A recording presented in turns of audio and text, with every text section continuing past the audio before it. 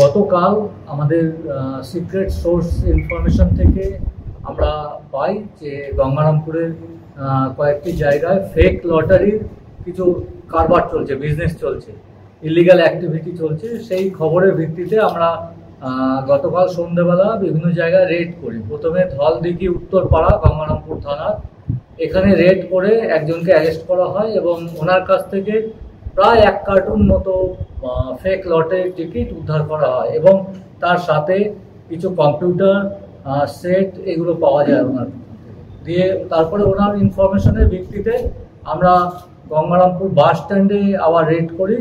সেখানে একটা টোটোতে 2 কার্টুন লটারির টিকিট, ওরা এরকম ফেক লটারি টিকিট লোড করছিল। সেখান থেকে আমরা আরও 3 জনকে অ্যারেস্ট করি আর তার কাছ থেকে 2 কার্টুন ফেক লটারি টিকিট উদ্ধার করা হয়। মোট আমাদের সিজার আছে 1,56,500 ফেক লটারি টিকিট, যেটা 2.5 কার্টুন আছে, এর সাথে 5টা কম্পিউটার আর একটা টোটো, এটা সিজার হয় এবং 4 জনকে অ্যারেস্ট করা হয়েছে।